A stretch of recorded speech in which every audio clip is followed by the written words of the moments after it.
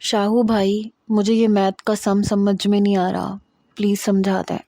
शाहजेब, जो टीवी पर एक टायर पे बाइक चलाते लड़के को बड़ी दिलचस्पी से देख रहा था, आसिम की बात पे चौंका। आसिम अपनी मैथ की बुक और रजिस्टर पकड़े उसके सामने खड़ा था।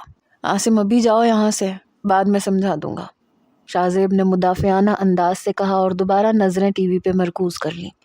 आसिम भी उसके बराबर में बैठ गया और बड़ी बेजारी से शाहजेब को टीवी देखते हुए देखने लगा।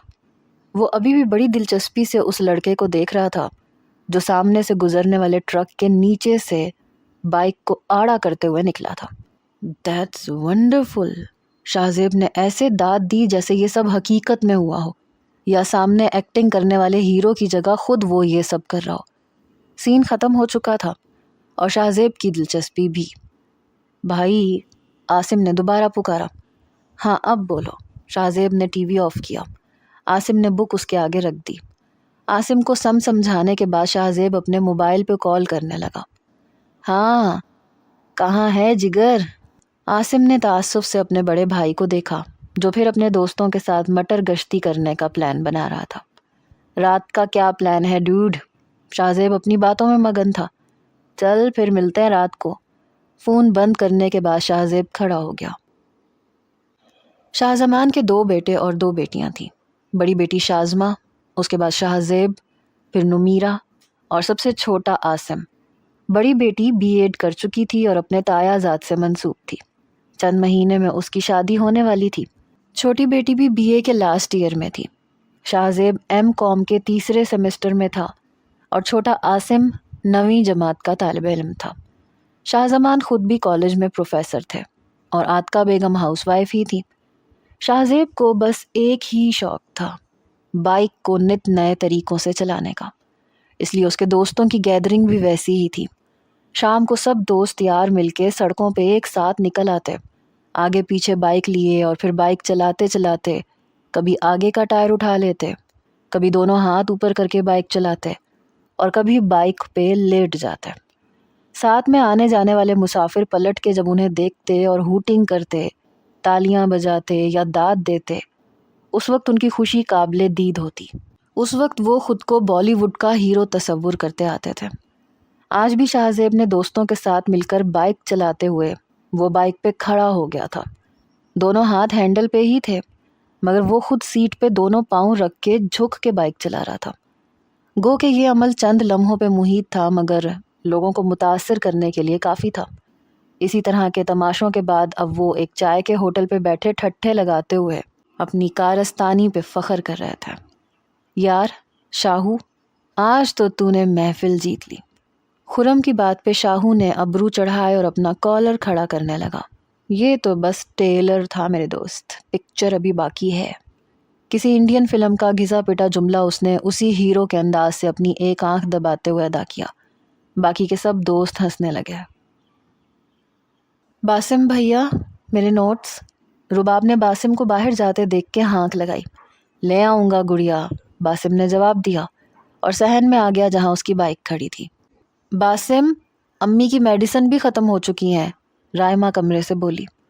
हाँ मुझे मालूम है, आते हुए ले आऊँगा, बासिम ने सहन में खड़ी बाइक को मरकज़ी दरवाजे से बाहर निकालते हुए कहा और बैठती किक लगाई और चला गया।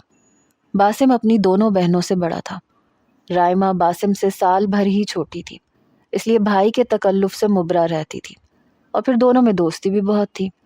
रुबाब छोटी थी, इसलिए अपने सारे लाड बड़े भाई से उठवाती थी। वालिद के इंतकाल के बाद सारी जिम्मेदारी बासिम पे ही आ गई थी, इसलिए जॉब के बाद खाना खाते ही वो ट्यूशन पढ़ाने चला जाता था, फिर रात को खाने पे ही लौटता था। 3 कमरों के छोटे से मकान में, जो कि एक पसमानदा से इलाके में था, जिसमें वो लोग सिर्फ अपनी ज़रूरतों को ही पूरा कर पाते थे। वालिद के इंतकाल के बाद वालिदा भी बीमार रहने लगी थी। फिर रायमा भी शादी के काबिल थी। खुश शक्ल होने के बावजूद आने वाले रिश्ते पसमानदा इलाके और घर को देख के लौट जाते थे। रायमा ने कमरे की सफाई के बाद सहन को धोने के लिए पाइप लगाया। एक हाथ में पानी का पाइप, दूसरे हाथ में झाड़ू पकड़े वो तेज़ तेज़ चलाने लगी। रुबाब अपने कमरे में नोट्स में सर खपा रही थी। फाइनल एग्ज़ाम्स में चंद महीने ही बाकी रह गए थे। बासिम मेन रोड पे ट्रैफिक के रश पे जिच सा होने लगा था। بار بار گھڑی پہ ٹائم دیکھ رہا تھا مگر گاڑیوں کا ازدحام کم ہونے میں نہیں آ رہا تھا۔ 6 بجے اسے ٹیوشن کے لیے پہنچنا تھا۔ اسی پریشانی میں تھا کہ پیچھے سے ایک لڑکا جس کی بائک کا سائلنسر شاید پھٹا ہوا تھا، اس لیے بائک کی بے ہنگم سی آواز پہ سب کی نظروں کا مرکز بن گیا تھا۔ باسم نے پیچھے پلٹ کے دیکھا، وہ تیز رفتار موٹر سائیکل چلاتا ہوا گاڑیوں کے دائیں بائیں سے یوں راستہ بنائے گزر رہا تھا جیسے زگ زیگ کھیل رہا ہو۔ باسم پہلے ہی ٹریفک کی وجہ سے پریشان تھا، پھر اس افلاطونی بائک کے کرتب دیکھ کے مزید پریشان ہونے لگا۔ باسم اب اس کی بائک کے آگے تھا۔ گرین سگنل کھلنے کے اشارے پہ وہ نکلنے ہی والا تھا کہ وہ لڑکا اس کے برابر میں کھڑا ہو گیا۔ اس کے پیچھے بیٹھے لڑکے نے اس لڑکے کو ٹوکا، کیا شاہو بھائی، کتنا رف چلاتے آپ، مجھے تو ڈر لگ رہا تھا کہ کہیں کسی گاڑی سے نہ ٹکر ہو جائے۔ تو کیا ہوئی ٹکر؟ کیوں ڈرتے ہو ڈپو؟ تمہارا بھائی روڈ کا شہنشاہ ہے، آنکھیں بند کیے بھی گزر سکتا ہے، اور وہ بھی بنا ٹکرائے۔ اگر میں بھی یوں لائن میں جانے کا انتظار کرتا تو ہم ابھی بہت پیچھے کھڑے ہوتے۔ باسم نے ایک نظر ان دونوں کو دیکھا۔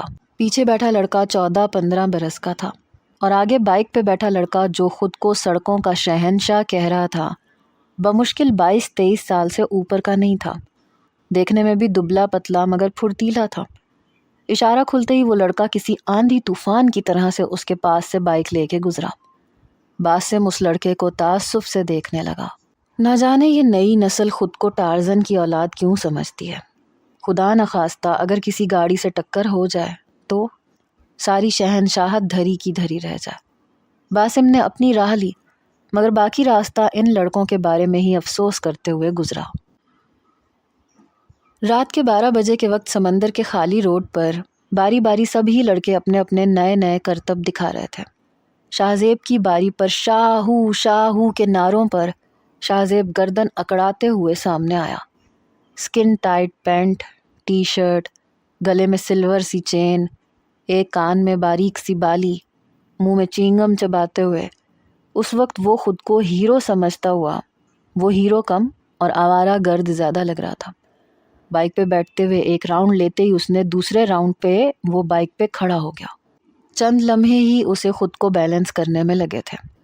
ان چند لمحوں بعد اس نے اپنا بایاں ہاتھ اور پاؤں ہوا میں لہرانا شروع کر دیا۔ چند لمحے اس کے دوستوں کی آنکھیں حیرت سے پھٹی اور چند لمحوں بعد ہی وہ دوبارہ بائک پہ بیٹھ چکا تھا۔ اپنا راؤنڈ پورا کرتے ہی ہمیشہ کے وہی ستائشی جملے سننے کو ملے اور شاہزیب خود کو ہواؤں میں اڑتا محسوس کر رہا تھا۔ زمان صاحب نے ایک نظر گھڑی پہ ڈالی، دوسری کڑی نظر آتکا بیگم پہ۔ وقت دیکھ رہی ہو بیگم، رات کا 1 بجنے والا ہے۔ صبح اتوار ہے زمان، چھٹی ہے شاہزیب کی، آ جائے گا۔ اندر سے تو وہ بھی پریشان تھی مگر وہی روایتی ماؤں والی عادت، اولاد کے کرتوتوں پہ پردہ ڈالنا، پھر اسے محبت کا رنگ دے کے ٹال دینا۔ آج اس لڑکے کے مزاج درست کر دوں گا میں، تم بیچ میں نہیں بولو گی۔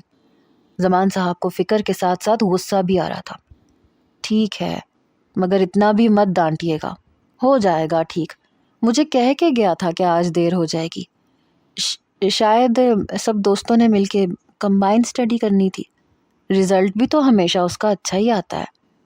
آتکا بیگم نے خود ساختہ بہانہ جڑا۔ امی، شازل نے اسے سی ویو پہ بائک پہ ریس لگاتے دیکھا ہے۔ شازمہ کی اطلاع اس وقت آتکا بیگم پہ گراں گزری۔ وہ جو ٹیبل پہ زمان صاحب کو چائے کا کپ دے رہی تھی برجستہ بولی تھی، شازل کو تو اپنی ماں کی طرح لگائی بجھائی کی عادت ہے شاید۔ آتکا بیگم ماتھے پہ بل ڈالے ناگواری سے بیٹی کو گھورتے ہوئے بولی، آتکا، کب سمجھو گی تم؟ تمہاری ایسی غلط شہ شاہزیب کو کہیں کا نہیں چھوڑے گی۔ زمان صاحب غصے سے غرا کے بولے۔ آتکا بیگم نے قہر بھری نظر سے شازمہ کو دیکھا اور اندر اپنے کمرے میں چلی گئی۔ شازمہ وہیں باپ کے پاس کرسی کھینچ کے بیٹھ گئی۔ شازل شازمہ کا منگیتر اور تایا زاد بھی تھا اور بہت دفعہ شاہزیب کی ان حرکتوں پہ اسے پیار سے ٹوک بھی چکا تھا مگر وہ ایک کان سے سن کے دوسرے سے اڑا دیتا تھا۔ شازل کو اب یہی حل نظر آیا تھا کہ اگر وہ شاہزیب کو ایسی حرکتیں کرتے دیکھتا تو وہ زمان صاحب کو یا پھر شازمہ کو بتا دیتا تھا۔ کافی دیر شاہزیب کا انتظار کرنے کے بعد زمان صاحب اپنے کمرے میں چلے گئے۔ شاہزیب رات کے 2 بجے واپس آیا۔ دروازہ شازمہ نے ہی کھولا تھا۔ شازمہ کے کڑے تیور دیکھ کے شاہ زیب نے مسکرا کے اس کی ناک دبائی اور اندر داخل ہو گیا۔ شاہو کے بچے، وقت دیکھا ہے تم نے؟ شازمہ نے ایک مکہ اس کے کندھے پہ جڑتے ہوئے کہا۔ آہستہ بولو شامی کباب، ابو اٹھ گئے تو مجھے کچا چبا جائیں گے۔ شاہ زیب شازمہ کو آنکھیں دکھاتے ہوئے بولا، شکر کرو سو چکے ہیں، تمہارا انتظار کرتے کرتے۔ رات عزت سے گزر جائے گی تمہاری، صبح دیکھو ناشتے میں کیا حشر کرتے ہیں تمہارا۔ شازمہ نے اس کا کان کھینچ کے چھوڑتے ہوئے کہا، کیوں بھائی؟ بول دوں گا کہ دوستوں کے ساتھ کمبائن اسٹڈی کر رہا تھا، فون کی بیٹری ڈاؤن ہو گئی تھی، وغیرہ وغیرہ۔ شاہ زیب اب صبح بنانے والے بہانے شازمہ کو بتاتے ہوئے فریج میں سے پانی کی بوتل نکال کے منہ لگا کے پانی پینے لگا۔ جی جی ضرور، آپ کا یہ بہانہ ضرور کام آتا اگر شازل نے تمہیں سمندر کے کنارے بائک پہ سرکس کرتے نہ دیکھا ہوتا۔ شاہ زیب نے برجستہ منہ پہ لگی بوتل کو پیچھے کیا۔ شازل بھائی ابو کو بتا بھی دیا انہوں نے؟ شاہ زیب کی اب جان نکلی۔ جی بالکل، شازمہ نے بھائی کے اڑے ہوئے رنگ سے محظوظ ہوتے ہوئے کہا۔ امی صحیح کہتی ہیں، عورتوں والی ساری خصوصیات موصوف میں پائی جاتی ہیں جن میں سر فہرست غیبت کرنا ہے۔ تم تو خیر مناؤ شامی کباب، شوہر کے ساتھ ساتھ لڑاکا نند بھی بالکل فری میں ملنے والی ہے تمہیں۔ پانی کی بوتل بند کر کے شاہ زیب نے فریج میں رکھ دی۔ جی نہیں، وہ تمہارے فائدے کے لیے ہی کہتے ہیں۔ جی جی، آپ حمایت نہیں کریں گی تو اور کون کرے گا؟ خیر جلدی سے کچھ کھانے کو دے دو، صبح تو ابو کی ڈانٹ کے علاوہ کچھ بھی نصیب نہیں ہونے والا۔ شاہ زیب کی بات پہ شازمہ نے برجستہ آج کا مینیو بتایا۔ بھنڈی بنی ہوئی ہے، کھاؤ گے؟ شازمہ کی توقع کے عین مطابق شاہ زیب کے منہ کے کئی آڑے ٹیڑھے زاویے بنے تھے۔ تم نہ صرف نام کی شامی کباب ہو، یا پھر اپنی ہونے والی ساس کے سامنے نمبر بڑھانے کے لیے کباب بناتی ہو، ورنہ میرے لیے تو بھنڈی، کریلے، بینگن ہی بنانے کو ملتے ہیں تمہیں۔ آملیٹ بنا کے دے دو، میں ذرا فریش ہو کے آتا ہوں۔ شاہ زیب اپنے کمرے میں چلا گیا۔ 4 کمروں کے اپارٹمنٹ میں شاہ زیب اور عاصم کا ایک ہی کمرہ تھا۔ اکتوبر کے گرم موسم میں بھی اس لڑکے کو کیسے لحاف تانے نیند آتی ہے۔ شاہ زیب نے کمرے میں داخل ہوتے ہی جب عاصم کو لحاف منہ تک تانے سوتے دیکھا تو کہے بغیر نہیں رہ سکا۔ دسترخوان پہ پھر سے دال دیکھ کے رباب کا منہ بن گیا تھا۔ آپا بھی پرسوں سے دال کھائی تھی، مجھے نہیں کھانی۔ رباب خفگی سے منہ بنا کے بولی۔ بری بات ہے روبا، جو بھی پکے بسم اللہ پڑھ کے شروع کرتے ہیں، نقص نکالنے اور منہ بنانے سے اللہ ناراض ہوتا ہے بیٹے۔ رابعہ بیگم نے رباب کو پیار سے ٹوکتے ہوئے کہا۔ امی ہر دوسرے دن دال مجھ سے نہیں کھائی جاتی۔ رباب نے پلیٹ پیچھے کھسکا کے کہا۔ روبی بچے تم مجھے کال کر دیتی، میں باہر سے اپنی گڑیا کو کچھ لا دیتا۔ باسم کے نرم لہجے پہ اس کی والدہ نے ٹوک دیا۔ کیوں لا دیتے؟ اتنے نخرے اٹھانے کی کوئی ضرورت نہیں ہے، مہینے کے آخری دنوں میں کیسے منہ سوکھ جاتا ہے تمہارا، خرچہ کتنی مشکل سے کرتے ہیں ہم لوگ، کیا یہ نہیں جانتی؟ چلو روبا خاموشی سے کھانا کھاؤ، تمہارا بھائی کوئی مشین ہے کیا پیسے کمانے والی؟ انسان ہے، دن رات نہیں دیکھتا تم لوگوں کے لیے۔ رابعہ بیگم نے اپنا سفید دوپٹہ سر پہ جماتے ہوئے غصے سے رباب کو گھرکا تھا۔ باسم کو برا سا لگا، رباب میں تو جان بستی تھی اس کی۔ امی پلیز، چھوٹی ہے وہ، کیوں ڈانٹ رہی ہیں اسے؟ روز جو پکے چپ چاپ کھاتی ہے، کیا ہوا جو آج اس کا دل نہیں چاہ رہا؟ اور میں دن رات ایک آپ لوگوں کے لیے ہی کر رہا ہوں، میری گڑیا کو اب آپ بالکل نہیں ڈانٹیں گی۔ چلو روبی تم اٹھو اور بڑا سا دوپٹہ اوڑھ کے آؤ، میں بس کھانا ختم کر لوں پھر چلتے ہیں باہر، جو تمہیں پسند ہو وہ کھا لینا۔ باسم، رابعہ بیگم نے سخت نظروں سے بیٹے کو دیکھا۔ رائمہ خاموشی سے کھانا کھاتی رہی، جانتی تھی کہ باسم رکے گا نہیں۔ امی پلیز، روبی کب روز روز فرمائش کرتی ہے؟ رباب کا چہرہ تو باسم کی بات پہ چہکنے لگا، فوراً سے اٹھ کے اپنے کمرے میں چلی گئی۔ باسم کیا ضرورت ہے اس فضول خرچی کی؟ امی مجھے یہ احساس دلا کے اتنا شرمندہ مت کیا کیجیے کہ میں صرف آپ لوگوں کی ضروریات ہی پوری کر سکتا ہوں، اور پھر اگر بابا زندہ ہوتے تو کیا وہ روبی اور رائمہ کی فرمائشیں پوری نہیں کرتے نا؟ باسم کی بات پہ اس کی والدہ کی آنکھوں میں آنسو چمکنے لگے۔ جیتے رہو بیٹا، اللہ تمہیں ہم پہ سلامت رکھے۔ رابعہ بیگم نے دوپٹے کے کنارے سے آنسو صاف کیے اور دل بیٹے کے لیے دعا گو ہونے لگا۔ رباب فٹافٹ سے بڑی سی چادر لیے چھوٹے سے صحن میں پہنچی۔ باسم بھی اٹھ کے صحن کے سامنے لگے واش بیسن سے ہاتھ دھونے لگا، اور پھر دونوں بائک پہ بیٹھ کے باہر نکل گئے۔ رباب نے باہر بیٹھ کے بریانی کھائی، اس کے بعد آئس کریم کھا کے گھر آئی۔ اس کے چہرے پہ خوشی دیکھ کے باسم بھی مطمئن ہو گیا تھا۔ باسم اپنی ذمہ داریوں سے منہ موڑنے والوں میں سے ہرگز نہیں تھا۔ اپنی تنخواہ سے ہر ماہ ایک معقول رقم وہ سیو کر رہا تھا۔ رابعہ بیگم گھر کا خرچہ بہت سوچ سمجھ کے سمجھداری سے چلاتی تھیں، اسراف سے بچنے کی ہر ممکن کوشش کرتی تھیں۔ باسم رائمہ کی شادی کے لیے بھی پیسے سیو کر رہا تھا۔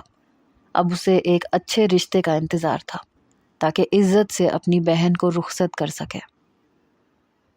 تم سمجھاتی کیوں نہیں ہو شاہ زیب کو؟ دن بدن اس کا شوق جنون کی شکل اختیار کرتا جا رہا ہے شازو۔ شازل فون پہ شازمہ پہ بگڑنے لگا۔ شازل میں کیا کر سکتی ہوں؟ روز تو کہتی ہوں اسے، میری سنے تب نہ۔ میں نے تو ابو سے بھی شکایت لگانے میں گریز نہیں کیا۔ تمہیں پتہ ہے امی سے الگ ڈانٹ پڑی ہے اس بات پہ مجھے۔ وہ روحان سی ہوئی۔ سارا بگاڑ ہی چچی کی شے کا نتیجہ ہے۔ شازل کو تو جیسے موقع مل گیا۔ اچھا بس بھی کرو، 2-3 مہینے میں ویسے بھی جاب کرنے لگے گا تو خود ہی مجبور ہو کے چھوڑ دے گا۔ ابو نے بات کی ہے اپنے دوست سے، کمپیوٹر کے کافی کورسز وہ کر چکا ہے۔ اب یونیورسٹی کے بعد اکیڈمی میں کمپیوٹر کورس کروایا کرے گا۔ پھر کہاں فرصت ملے گی ایسی ایکٹیویٹیز کی۔ شازمہ کو ہر وقت اپنے بھائی کے لیے شازل سے ایک لمبا چوڑا لیکچر سننا اچھا نہیں لگتا تھا، جو کہ شازل کا پسندیدہ مشغلہ تھا۔ اوکے، مجھے کیا لگے جب تم لوگوں کو ہی پرواہ نہیں ہے۔ اینی وے، تمہیں یہ بتانے کے لیے فون کیا تھا کہ امی آج میرے ساتھ آئیں گی تمہاری طرف۔ انہیں ذرا اچھا سا پوچھ لینا۔ شازمہ بیڈ پہ لیٹے ہوئے بات کر رہی تھی، شازل کی بات پہ اٹھ کے بیٹھ گئی۔ کیا مطلب شازل؟ ہم نے انہیں کب ٹھیک سے نہیں پوچھا؟ یار میرا مطلب یہ نہیں ہے، بس یوں ہی امی کو شکایت سی رہتی ہے۔ ہر بار چائے پہ مت ٹرخا دیا کرو، کھانا وانا کھلا دیا کرو انہیں، کچھ دیر بیٹھ کے بات کر لیا کرو، کمپنی دے دیا کرو انہیں۔ وہ کون سا روز روز آتی ہیں؟ شازل کی شکایتوں کی پٹاری جو ایک بار کھلتی تھی تو بند ہونے کا نام ہی نہیں لیتی تھی۔ حالانکہ ہر اتوار کو زمرد بیگم اور شازل لازمی ان کے گھر آتے تھے۔ شازل ہر بار ہم تائی جان کو کھانے پہ روکنے کی کوشش کرتے ہیں مگر وہ خود ہی نہیں رکتی، شازمہ نے وضاحت دی۔ تم چچی جان سے کیوں نہیں کہتی؟ وہ تو امی کو وقت دیا کریں، وہ تو امی کو دیکھتی کام کے بہانے بنا کے اٹھ کے چلی جاتی ہے، شازل نے شکایت کی۔ امی کے مزاج کو تو تم سمجھتے ہو، لیکن میں نے تو کبھی تائی جان کو شکایت کا موقع نہیں دیا، اسی لیے امی کے لاکھ منع کرنے پہ بھی میں نے صرف تم سے منگنی کی ہے۔ بس میں چاہتا ہوں کہ تم ان کا زیادہ سے زیادہ خیال رکھو، انہیں کسی بھی قسم کی شکایت کا موقع نہ دو، تاکہ میں ان کے سامنے یہ کہہ سکوں کہ میرا فیصلہ بالکل ٹھیک تھا۔ شازل کی بات پہ وہ کچھ بول ہی نہیں پائی۔ یہ تو وہ بھی جانتی تھی کہ وہ اپنی تائی امی کی لاکھ خدمت کر لے، پھر بھی ان کے ماتھے کے بل کبھی سیدھے نہیں کر سکتی۔ فون بند ہو چکا تھا۔ کمرے سے باہر زمان صاحب کی غصے سے چلانے کی آواز پہ شازمہ بیڈ سے اٹھ بیٹھی اور برابر میں سوئی ہوئی نمیرہ کسمسا کے موندی آنکھوں سے شازمہ سے پوچھنے لگی، شازی اپی، ابو کس پہ چیخ رہے ہیں اتنے سویرے سویرے؟ ہمارے چہیتے شاہو پہ، شازمہ نے جل کے جواب دیا اور اٹھ کے کھڑی ہو گئی۔ بکھرے بالوں کو سمیٹ کے کیچر لگایا، دوپٹہ اوڑھا اور کمرے سے باہر نکل گئی۔ سامنے چھوٹے سے لاؤنج میں رکھے ڈائننگ ٹیبل پہ زمان صاحب خاصے غصے میں بیٹھے ہوئے تھے۔ ان کے سامنے شاہ زیب نہایت مؤدب انداز میں سر جھکائے فرمانبردار اور ہونہار اولاد کی طرح کھڑا تھا۔ عاتقہ بیگم بھی کرسی پہ بگڑے ہوئے موڈ سے بیٹھی تھی۔ تم سے کچھ کہہ رہا ہوں میں، بائک کی چابی دو مجھے۔ آج کے بعد بس میں سفر کرو یا چنگچی پہ، موٹر بائک تمہیں نہیں ملے گی۔ میں نے تمہیں بائک تمہاری سہولت کے لیے لے کے دی تھی، سمندر پہ کرتب دکھانے کے لیے نہیں۔ اتنا شوق ہے تو کسی سرکس میں چلے جاؤ، موت کے کنویں میں دکھاؤ اپنے فن کے مظاہرے، اچھے پیسے مل جائیں گے تمہیں اور تالیاں پیٹنے والے بھی کافی مل جائیں گے۔ زمان صاحب کا غصہ کسی طور کم نہیں ہوتا تھا۔ ابو، شازل بھائی کو غلط فہمی ہوئی ہے، میں تو خرم کے ساتھ تھا، رات 1:30 بجے تک اپنا اسائنمنٹ تیار کر رہا تھا۔ آپ بے شک خرم اور سیفی سے پوچھ لیں۔ شاہ زیب چہرے پہ مظلومیت سجائے ایسے بات کر رہا تھا جیسے ہر چیز سے بے خبر ہو۔ لاؤ فون دو اپنا، زمان صاحب نے کڑے تیوروں سے کہا۔ میں بات کروا دیتا ہوں، شاہ زیب نمبر ملانے لگا۔ نہیں، میں خود کروں گا، لاؤ موبائل دو ادھر۔ شاہ زیب نے موبائل ان کی طرف بڑھا دیا۔ سیفی اور خرم کو وہ پہلے ہی سمجھا چکا تھا کہ اگر اس کے والد کبھی بھی فون کریں تو بات کو سنبھال لیں، اس لیے وہ بے فکر تھا۔ زمان صاحب نے موبائل چھیننے کے سے انداز میں لیا، خرم کا نمبر ملایا اور فون اسپیکر پہ ڈال دیا۔ 2-3 بیلوں کے بعد خرم نے فون اٹھایا۔ وہ شاید نیند میں تھا۔ ایک لمبی جمائی با آواز لی اور خمار آلود لہجے میں بولا، ہاں بولو ہیرو، آج کا کیا پروگرام ہے؟ رات والا بائک کا سین کیوں نہ آج مین روڈ پہ ہو جائے؟ خرم نے بنا ہیلو سنے شازل کی بات پہ موہر لگا دی۔ شاہزیب کا تو سانس اوپر کا اوپر رہ گیا۔ زمان صاحب نے فون بند کیا، غصے سے شاہزیب کو دیکھا اور موبائل اپنی جیب میں رکھ لیا۔ اگر تم کوئی تماشا نہیں چاہتے تو شرافت سے بائک کی چابی مجھے دے دو۔ شاہزیب دل میں جی بھر کے خرم کو گالیاں دینے لگا۔ کمینے کو 1000 بار کہا تھا پہلے آواز سن لیا کر، مگر کمبخت جلد بازی میں ہمیشہ گڑبڑ کر دیتا ہے۔ دل کی بھڑاس دل میں ہی نکال کے جیب میں سے چابی نکال کے سامنے ٹیبل پہ رکھ دی۔ زمان صاحب نے چابی لی اور اپنے کسی دوست کی طرف چلے گئے۔ امی، میں نے آفس میں کمیٹی ڈالی تھی، اگلے مہینے نکلے گی، سوچ رہا ہوں اوپر کا پورشن مرمت کروا لوں۔ باسم نے رابعہ بیگم کے سامنے بیٹھتے ہوئے چائے پیتے ہوئے بتایا، کیا ضرورت ہے اوپر کے پورشن کی مرمت میں پیسہ لگانے کی؟ رائمہ کی شادی کے لیے سنبھال کے رکھو، کام آئیں گے۔ ہمارا گزارا تو ہو ہی رہا ہے، میں اور آئمہ رباب ایک کمرے میں آرام سے رہ لیتے ہیں، تمہارا کمرہ بھی الگ سے ہے، مہمانوں کے لیے ڈرائنگ روم بھی سیٹ ہے، پھر کیا کریں گے اوپر کے پورشن کا؟ امی، میں نے یہ کب کہا کہ اوپر اپنی رہائش رکھیں گے؟ ذرا سی مرمت سے اچھا بھلا ہو جائے گا، کرائے پہ چڑھا دیں گے، اس کا دروازہ بھی میں الگ سے نکلوا دوں گا، کچھ سہولت ہو جائے گی۔ باسم کی بات پہ اب وہ سوچ میں پڑ گئی۔ بات تو اس کی ٹھیک تھی، ذرا سی مرمت پہ گھر اگر کرائے پہ چڑھ جاتا تو فائدہ تو انہی کا تھا۔ امی کیا سوچ رہی ہیں؟ باسم نے خالی کپ سامنے رکھتے ہوئے تپائی پہ رکھا۔ تم ٹھیک کہہ رہے ہو، کرایہ اگر ہر مہینے آ جائے تو سوچ رہی ہوں کہ ایک کمیٹی محلے میں ڈال لوں رائمہ کے لیے۔ جی امی، ایسا کر لیجیے گا، بس اگلے مہینے سے میں اس کی مرمت کا کام شروع کروا دوں گا۔ امی ابو کو سمجھائیں نا، آئندہ نہیں کروں گا ایسے، دوستوں کے ساتھ بھی نہیں جاؤں گا، مجھے بائک کی چابی دے دیں۔ عاتقہ بیگم کچن میں کھانا بنانے میں مصروف تھیں۔ شاہزیب مسلسل 1 گھنٹے سے ان کی منتیں کر رہا تھا۔ مجھ سے تو تم بات مت کرو، میری مانتے ہو کیا؟ خود بات کرو اپنے ابو سے۔ عاتقہ بیگم ہری مرچیں کتر کے ہانڈی میں ڈالتے ہوئے بولی۔ شازمہ بھی وہیں کھڑی سنک کے پاس برتن دھو رہی تھی۔ امی پلیز، کہہ تو رہا ہوں آئندہ نہیں کروں گا۔ شاہزیب التجا کرتے ہوئے ماں کے گلے میں باہیں ڈال چکا تھا۔ عاتقہ بیگم تو پہلے ہی دونوں بیٹوں پہ فدا رہتی تھی، اس کے گال تھپ تھپا کے بولی، اچھا کرتی ہوں تمہارے ابو سے کوئی بات، اب جان مت کھاؤ میری۔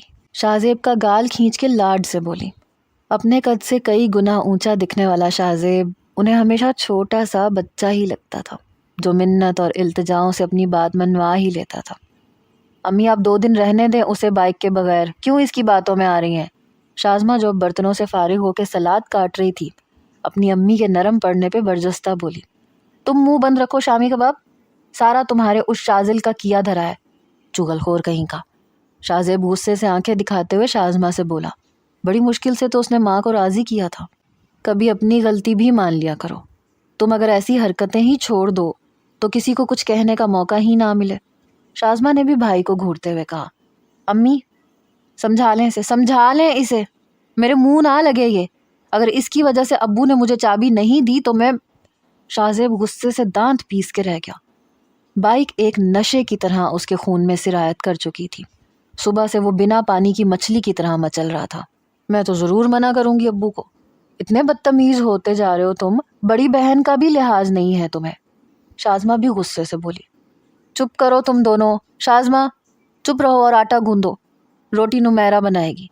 عاتقہ بیگم نے جھگڑا ختم کرتے ہوئے کہا، شاہزیب تم بھی جاؤ اپنے کمرے میں، تمہارے ابو آتے ہیں تو میں لے دیتی ہوں تمہیں چابی، شور مت مچاؤ تم۔ شاہزیب شازمہ کو آنکھیں دکھاتے ہوئے کچن سے باہر نکل گیا۔ امی آپ غلط کر رہی ہیں، شازمہ آٹے کا تسلا لیے اس میں آٹا چھانتے ہوئے بولی، بس بھی کرو، بچہ ہی تو ہے، زیادہ روک ٹوک بچوں کو باغی کر دیتی ہے شازی۔ ہانڈی کے نیچے آگ ہلکی کرتے ہوئے عاتقہ بیگم نے بیٹی کو سمجھانے کی کوشش کی، جی اور ضرورت سے زیادہ ڈھیل بھی انہیں بگاڑ دیتی ہے۔ چند دن تو اسے بائک کے بغیر رہنے دیں، اسے اپنی غلطی کا احساس تو ہو۔ وہ 2 بول منت کے آپ کو بول دیتا ہے، آپ کی ممتا فوراً ہی جوش مارنے لگتی ہے۔ شازمہ اب آٹے میں پانی ڈالے اسے گوندنے کے ساتھ ساتھ ماں کو سمجھانے کی ناکام کوشش بھی کر رہی تھی۔ اچھا چھوڑو تم اسے، صبح تم کہہ رہی تھی کہ ضروری بات کرنی تھی مجھ سے، کیا کہنا تھا؟ عاتقہ بیگم نے موضوع بدلا۔ ہاں امی یاد آیا، شازل کہہ رہا تھا کہ آج شام کو تائی امی آئیں گی۔ آج پھر؟ اس عورت کا اپنے گھر میں دل کیوں نہیں لگتا؟ ابھی پچھلے ہفتے تو آئی تھی، اب پھر سے لگ جاؤ اس کی تواضع خاطر میں۔ عاتقہ بیگم نے گہری سانس کے ساتھ طنز کیا۔ امی اس بار چائے پہ مت ٹرخا دیجیے گا انہیں، وہ نہ بھی مانے تو بھی انہیں کھانا کھلائے بغیر مت جانے دیجیے گا۔ کیوں بھائی؟ وہ ہمیں کیا پوچھتی ہے؟ جب بھی جاؤ بس ایک گلاس بوتل ہاتھ میں تھما کے اپنی بیماریوں کے رونے شروع کر دیتی ہے۔ کوئی ضرورت نہیں ہے، میں عاصم سے سموسے جلیبیاں منگوا دوں گی، تم چائے بنا دینا۔ عاتقہ بیگم برہمی سے بولی۔ امی کیوں مجھے شازل کے سامنے ذلیل کروائیں گی آپ؟ شازمہ آٹا گوندھ چکی تھی، اب سنک پہ اپنے ہاتھ دھوتے ہوئے ملتجی انداز سے بولی۔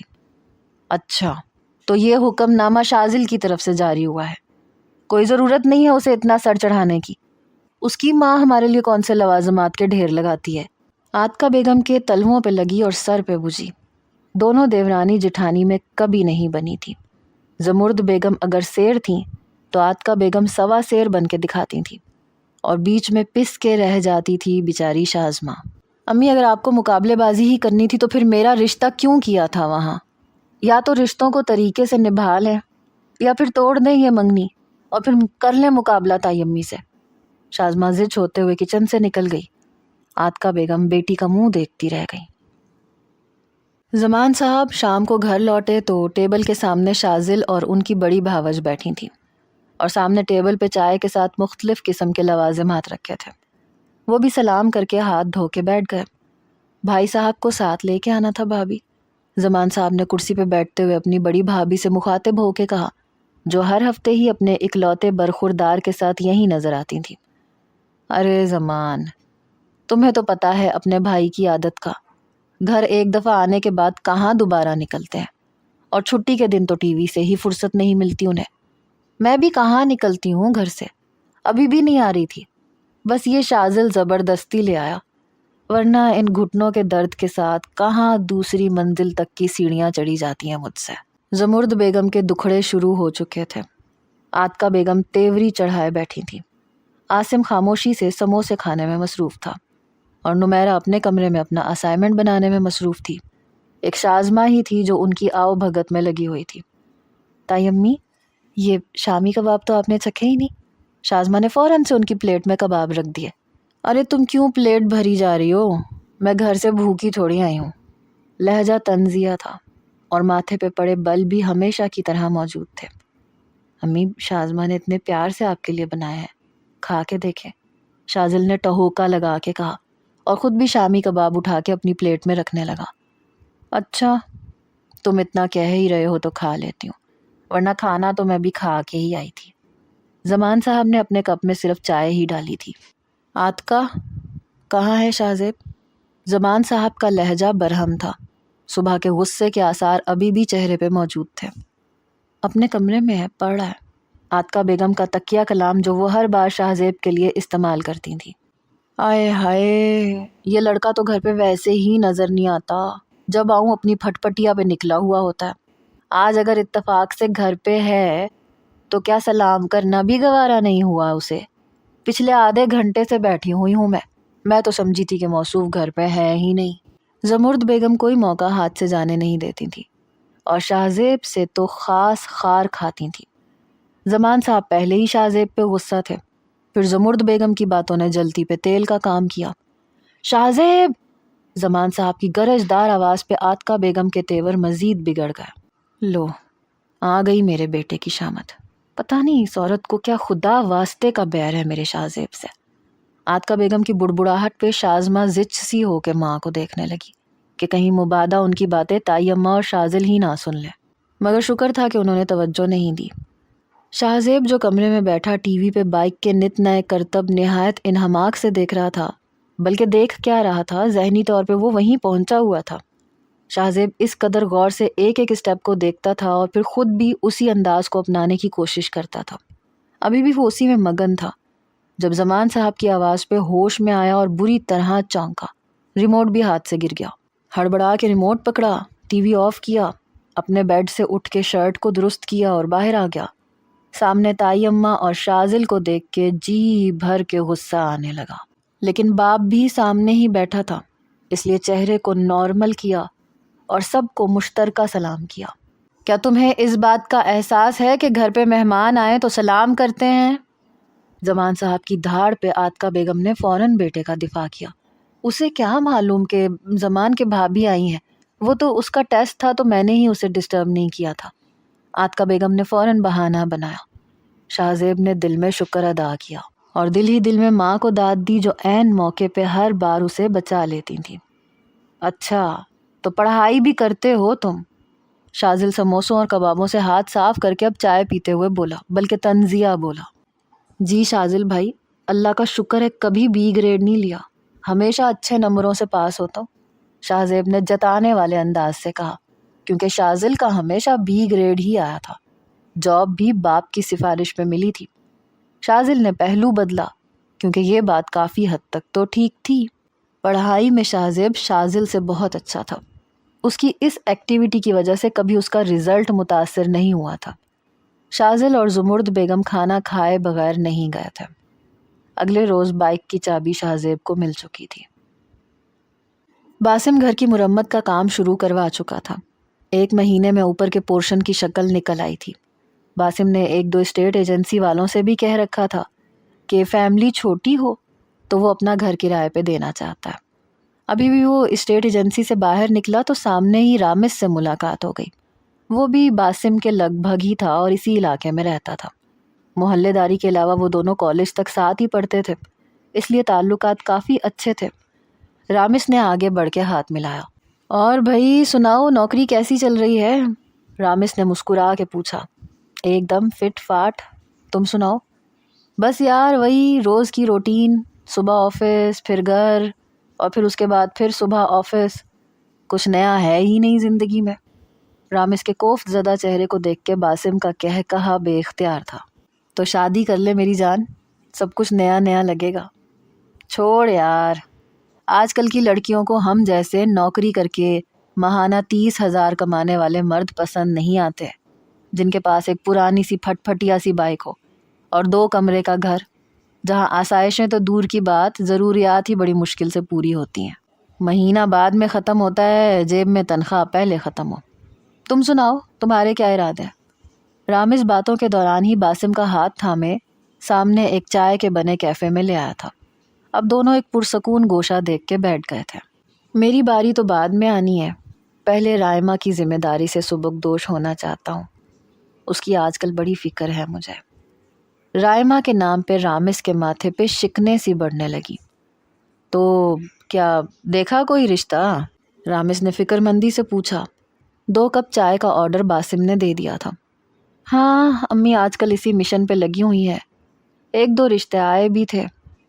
تو ہو گئی کیا بات پکی؟ رامس کے چہرے پہ ایک رنگ آ کے گزرا۔ نہیں یار، رائمہ تو انہیں پسند تھی مگر میرا غریب خانہ پسند نہیں آیا۔ نہ جانے لڑکے والوں نے بیٹی بیاہ کے لے کے جانی ہوتی ہے یا اپنا بیٹا دینا ہوتا ہے جو بڑا گھر دیکھتے ہیں۔ باسم بھی تعصب سے بولا۔ ہوٹل کا ایک ملازم 2 کپ چائے رکھ کے چلا گیا۔ رامس نے گہرا سکون اور اطمینان بھرا سانس بھرا اور کپ لبوں سے لگا لیا۔ کیسا لڑکا چاہیے تمہیں رائمہ کے لیے؟ رامس کچھ جھجکا تھا۔ بس یار، کاروباری ہو تو زیادہ بہتر ہے، ورنہ تنخواہ تو اچھی ہو۔ اس مہنگائی کے دور میں تو تم جانتے ہو 20-30 ہزار سے کہاں گھر چلتا ہے۔ اب مجھے دیکھ لو، آفس سے آتے ہی ٹیوشن کے لیے نکل جاتا ہوں، رات 10 بجے تک ٹیوشن پڑھاتا ہوں، پھر جا کے گھر کے خرچے کے علاوہ کچھ بچا پایا ہوں۔ اب بہن کو جہیز میں سب کچھ دوں گا تو لڑکا بھی تو کم از کم ایسا ہی چاہوں گا جو اسے خوش تو رکھ سکے۔ باسم چائے کے چھوٹے چھوٹے سپ لیتے ہوئے بولا۔ رامس طنزیہ مسکراہٹ لیے بولا، تو کیا خوشیاں پیسوں اور سہولتوں کے ساتھ مشروط ہوتی ہیں باسم؟ چائے کا خالی کپ رامس نے ٹیبل پہ رکھتے ہوئے کہا، ساتھ ہی ہوٹل کے بچے کو آواز دے کے چائے کے پیسے دینے لگا تو باسم نے اس کا ہاتھ پکڑ لیا۔ تم رہنے دو، پیسے میں دے دیتا ہوں۔ ارے نہیں میری جان، اتنا بھی کنگال نہیں ہوں۔ باسم کی عام سی بات پہ رامس کے طنزیہ جواب پہ باسم نے ایک گہری نظر سے رامس کو دیکھا، لیکن وہ سمجھ نہیں پایا کہ اس نے اس طرح سے بات کیوں کی۔ بہرحال وہ ہاتھ ملا کے الگ ہوئے۔ باقی کا راستہ رامس نے کسی گہری سوچ میں طے کیا۔ باسم سے اس کی دوستی پرانی تھی لیکن بہت گہری نہیں تھی، لیکن بے تکلفی سے ایک دوسرے کے گھر آ جایا کرتے تھے۔ پھر محلے داری بھی تھی تو دونوں کی والدہ بھی آپس میں ملتی رہتی تھیں۔ رائمہ کے لیے پسندیدگی رامس بہت پہلے سے رکھتا تھا، مگر اپنے دوست کے ارادوں کے سامنے ہمیشہ ہی خود کو بہت کمزور سا محسوس کرنے لگتا تھا۔ 3 بڑی بہنیں تھیں، تینوں شادی شدہ تھیں۔ آج کل اس کی والدہ اس کے لیے لڑکی دیکھ رہی تھی، مگر بہنوں کی خواہش تھی کہ لڑکی بڑے گھر کی ہو تاکہ اپنے اکلوتے بھائی کی شادی پہ ڈھیر سارا جہیز لے کے آئے۔ لیکن بڑے گھر کی تو دور کی بات، ایک عام سے گھرانے کی لڑکیوں کے بھی بڑے نخرے تھے۔ کیا چیز ہے یار یہ! خرم کا منہ کھلے کا کھلا رہ گیا۔ اس وقت بھی وہ اور شاہزیب سمندر پہ موجود تھے اور کولڈ ڈرنک پی رہے تھے۔ خالی روڈ پہ اپنے پسندیدہ مشغلے کرنے کے بارے میں سوچ رہے تھے کہ ایک ہیوی بائک آ کے کچھ فاصلے پہ رکی۔ اس میں متاثر کن چیز یہ تھی کہ وہ ایک 20 سالہ لڑکی چلا رہی تھی۔ بلیک جینز کی پینٹ، بلیک ہی شرٹ، بلیک جاگرز اور بلیک چشمہ پہنے وہ بڑی ادا سے نیچے اتر کے سامنے کھڑی اپنی دوستوں کے ہاتھ پہ تالی مارتے ہوئے شاید ان کی داد وصول کر رہی تھی۔ شاہزیب کی نظر بھی وہیں تھی۔ خرم کی نظر تو اس لڑکی سے ہٹ ہی نہیں پا رہی تھی۔ باڈی اچھی ہے۔ شاہزیب کی تعریف خرم کو کچھ عجیب سی لگی۔ کیا؟ وہ حلق کے بل چیخا۔ اسی سال کی نیو ماڈل ہے، شاہزیب نے کوک کا سپ لیتے ہوئے لاپرواہ سے انداز میں کہا۔ خرم نے ایک بھرپور نظر اس لڑکی پہ ڈالی، پھر غور کرنے لگا کہ اسے کب کسی ماڈلنگ شو میں دیکھا۔ اچھا، تمہیں کیسے پتا؟ مجھے پتا نہیں ہوگا، شاہزیب نے تعجب کا اظہار کیا۔ نظر ابھی بھی سامنے کی طرف ہی تھی جہاں وہ لڑکی اپنی بائک سے ٹیک لگائے اپنی دوستوں کے ساتھ محو گفتگو تھی۔ اسے پانے کے لیے کب سے پیسے جمع کر رہا ہوں، ریٹ بہت ہیں اس کم بخت کے، ایک بار ہاتھ لگ جائے تو دنیا کو بتا دوں کہ شاہو ہے کیا چیز۔ شاہزیب کے اشتیاق پہ خرم نے آنکھیں پھاڑے اسے دیکھا۔ ابے تو یہ کام بھی کرتا ہے؟ خرم کا تعجب آخری حد کو چھو رہا تھا۔ آدھی یونیورسٹی جانتی ہے کہ شاہو یہی کام شوق سے کرتا ہے، تمہیں تو جیسے پتہ ہی نہیں۔ شاہزیب ابھی بھی لاپرواہی سے وہیں دیکھتے ہوئے بول رہا تھا۔ خرم کے کانوں میں سیٹیاں سی بجنے لگیں۔ تو کیا یہ لڑکیوں کے چکر میں بھی ہے؟ خرم نے شاہزیب کو دیکھا جو ابھی بھی اسی لڑکی کو بائک پہ ٹیک لگائے دیکھ رہا تھا۔ کیا بہت پیسے لگتے ہیں؟ خرم کا دل بھی للچایا۔ نہیں، تیرے باپ کی پراپرٹی ہے نا جو مفت میں مل جائے گی، اس وقت 1.5 لاکھ قیمت ہے اس کی، شاہزیب نے ہاتھ سے اشارہ کرتے ہوئے سامنے کہا جہاں وہ لڑکی کھڑی تھی۔ خرم نے فوراً اس کا ہاتھ پکڑ کے نیچے کر دیا۔ ابے پاگل ہو گیا کیا؟ اپنے ساتھ ساتھ مجھے بھی مروائے گا؟ یوں کھلے عام اشارے کر رہا ہے۔ اتنی محبت کرتے ہو اس سے؟ ابے عشق کرتا ہوں، وہ بھی جنون کی حد تک، بس موقع ملنے دے، بس ایک بار مل جائے مجھے، ہواؤں میں اڑاؤں گا اسے، اس لڑکی کو۔ وہ کیسے؟ خرم کی حیرت اپنی انتہا پہ تھی۔ کون سی لڑکی؟ میں ہیوی بائک کی بات کر رہا ہوں۔ شاہزیب کی نظر ابھی بھی نیو ماڈل ہیوی بائک پہ تھی جس پہ وہ لڑکی ٹیک لگائے کھڑی تھی۔